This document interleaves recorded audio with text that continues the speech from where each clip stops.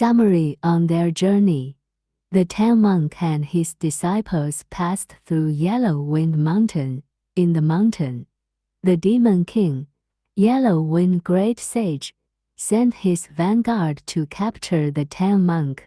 Piggy, also known as Zhu Bajie, went to Yellow Wind Cave to challenge them and defeated the vanguard. However, Son Wukong, the Monkey King, was defeated by Yellow Wind Great Sage, and his eyes were damaged by the demon wind. With the guidance of the great white golden star, Son Wukong found and sought help from the Spiritual Merit Bodhisattva. Speaking of the Tang Monk and his disciples, the three of them, traveling day and night, braving the elements, had once again reached the scorching days of summer. On this day, the master and his disciples arrived at a village seeking shelter. The villagers, both young and old, men and women, were frightened by the appearances of Wukong and Bajie.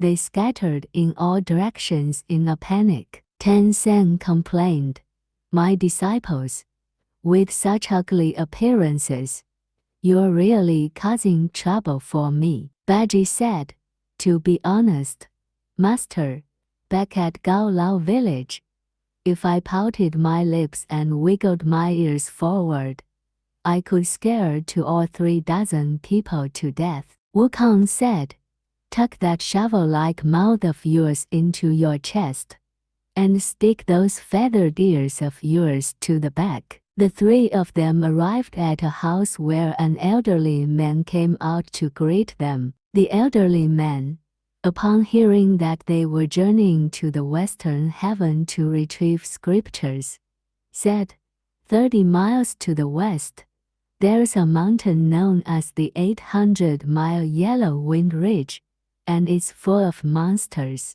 The elderly man served a vegetarian meal, and as soon as the 3 scriptures began to recite the grace, halfway through the first sentence, Bajie had already grabbed a bowl and started eating. The elderly man was understanding and brought out more than 10 bowls. Bajie finished them all and even claimed he was only half full. The next day, the three of them continued their journey. In less than half a day, they indeed came across a tall and treacherous mountain. As the three were looking, a whirlwind suddenly formed, carrying a foul odor within the wind. In the midst of the trembling earth and swaying mountains, a colorful fierce tiger leaped out from the hillside, causing Tang San's soul to nearly depart from his body. Bajie roared, "Beast, where are you going?" and struck with his rake. The tiger stood up straight and used its left paw to scratch its own chest, then scratched downward. With a swift motion, it peeled off its skin, revealing a fierce appearance, shining golden eyes and 4 sharp steel teeth, all glistening in the sunlight. The monster cried out, "Hold on, I am the vanguard of the great sage Yellow Wind, patrolling here. Who are you, monks? And have you come here to meet your doom?" Bajie paid no attention and raised his rake, while Wukong brandished his staff to assist in the battle. The monster, seeing the situation, turned and ran, with Wukong and Bajie closely pursuing. The monster, realizing that Wukong and Bajie were hot on his trail, used the golden cicada shedding its shell technique. He placed the tiger's skin over a large rock. The monster then transformed into a gust of wind and returned to the crossroads. While the 3 disciples were anxiously waiting, the monster grabbed Master Tang and, riding on the wind, kidnapped him. The monster rushed back to its cave with Master Tang in tow and reported to the cave's leader, saying, "Great King, your humble servant has captured a monk to present to you." The demon king was delighted and asked the Tang priest, "What kind of monk are you?" Master Tang replied nervously, "I am the priest from the great Tang, the Tripitaka master." The demon king was shocked and jumped up. He said to the tiger vanguard, "I've heard that Tripitaka master has a disciple named Sun Wukong, who possesses immense magical powers and great abilities. How could you capture him?" The demon king initially wanted to capture a monk to use as an ingredient for a meal. Now he was too afraid to consume the monk and ordered him to be tied to a stake in the backyard. He planned to wait for a few days, and if Sun Wukong didn't come to rescue him, he would gradually eat the monk. Furthermore, Sun Wukong and Zhu Bajie fell for the golden cicada shedding its skin trick and lost their master, which left them in a state of extreme anxiety and confusion. Hastily, they rushed into the mountains to search and, upon arriving at the base of a rocky cliff, they discovered a cave with 6 large characters inscribed above the entrance: Yellow Wind Ridge, Yellow Wind Cave. Sun Wukong instructed Zhu Bajie to hide on the other side of the hill first. He went forward and shouted at the little demons, "Quickly return my master to me, lest I trample your demon nest." The demon king, receiving the report, said to the tiger vanguard, "What should we do now?" The tiger vanguard replied, "Don't worry, Your Majesty, let me handle this." The tiger vanguard assembled 50 strong young demons, beating drums, waving flags, and arming themselves with red copper knives, then rushed out of the cave. Wukong shouted, "You skin-peeling beast! Release my master right now." The tiger's vanguard replied, "You'd better be sensible and go back, or else we'll catch you and eat you all at once. Wouldn't that be a great deal?" In a fit of anger, Wukong's eyes blazed with fury, his fangs gleaming, and he said, "You insolent creature! You don't even know who your grandfather is." After just a few exchanges, the tiger vanguard found himself at a disadvantage.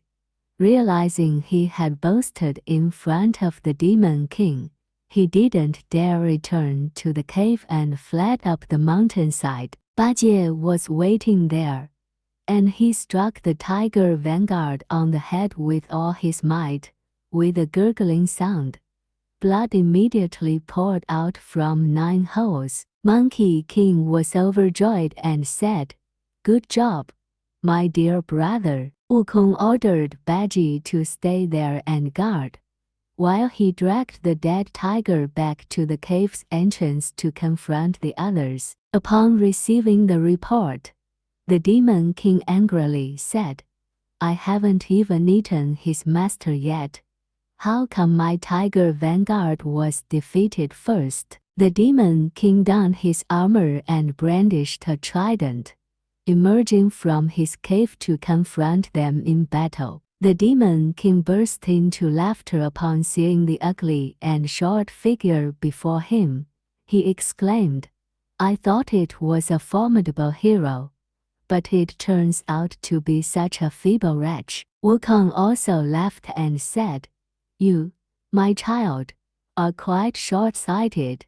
Even though your father is small, with one strike, I can grow 8 feet tall." The demon king was bold enough and gave a real strike. Wukong stretched his waist and, goodness, he was a full yard long. The demon king was greatly alarmed and emboldened himself, turning his steel trident and thrusting it straight towards Monkey's chest. They fought for 30 or 40 rounds, with neither side gaining an advantage. Wukong plucked a handful of hair and chewed it into pieces. Wukong spouted into the air, and instantly, 100 or so clones of himself appeared, surrounding the Demon King. The Demon King, terrified, turned around and blew a strong gust of air towards the ground. A powerful yellow wind swept up, and it spun the small transformed Monkey King in mid-air like a spinning wheel. The Monkey King quickly reabsorbed the hairs, and the Demon King spewed a gust of wind straight into Wukong's face. Wukong's two fiery golden eyes immediately shut tightly, unable to open, and his magic staff lost its power as he was defeated. The Demon King, victorious, withdrew the winds and returned to his cave. Meanwhile, Bajie, blown by the wind, dared not raise his head, open his eyes, and continuously recited Buddhist prayers, making vows. After a while, the wind stopped, and Wukong also returned. Wukong waved his hand and said, "Disappointing, disappointing. I, Son Wukong, have some tricks up my sleeve, but I lost to this evil wind." Wukong's eyes were constantly watering from the wind, so the two of them decided to find a household to treat his eyes, and then they would resume the battle the next day. At the foot of the hill to the south of the road, there was a farmhouse with a faint glimmer of light. He knocked on the door, and an old man came out.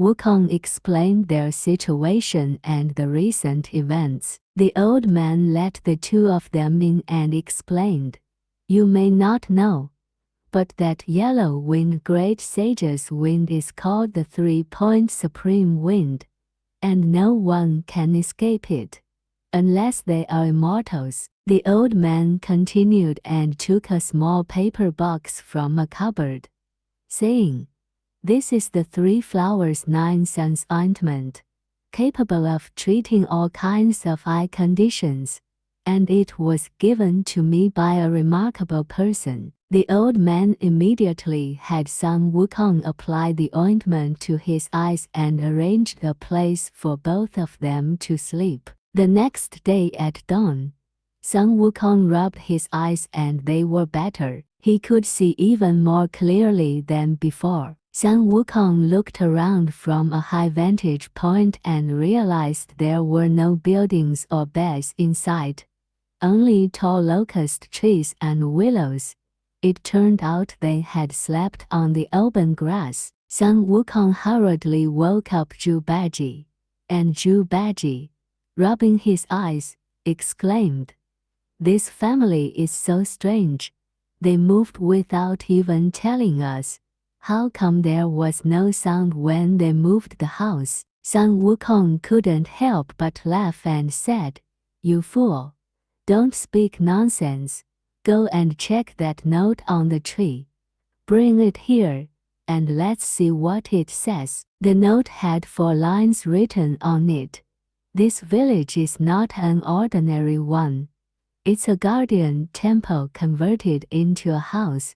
Wonderful medicine will cure your ailment, and give your full effort to subdue the demons without falling back." Wukong nodded and then instructed Bajie to wait there while he proceeded. Wukong transformed himself into a small mosquito with colorful legs. Inside the cave, Wukong, in his mosquito form, overheard the Demon King giving orders, "Secure all the entrances. Son Wukong will definitely return today." Wukong then flew to the backyard and saw that the restraining pillar was firmly tied to hold Tang San. Wukong gently touched the wings on Tang San's head and said, "Master, I'm here." Tang San recognized Wukong's voice and tears welled up in his eyes. Wukong quickly reassured, "Master, don't cry. Today, I will definitely rescue you." Wukong flew back to the main hall, where the Demon King was bragging, "No matter how powerful Son Wukong is, he will be defeated by me. My wind is unstoppable, except for Lingji Bodhisattva. Upon hearing this, Wukong felt secretly delighted. He quickly flew out and returned to where Bajie was waiting. Wukong and Bajie were discussing where to find Lingji Bodhisattva when an elderly man with a ruddy face and an extraordinary build, looking like an immortal, appeared on the main road. Wukong was about to approach and ask for directions when the old man suddenly disappeared into thin air, leaving behind only a note. Wukong picked up the note and read it carefully. It said a message for the great sage equal to heaven. I am Li Chang'an.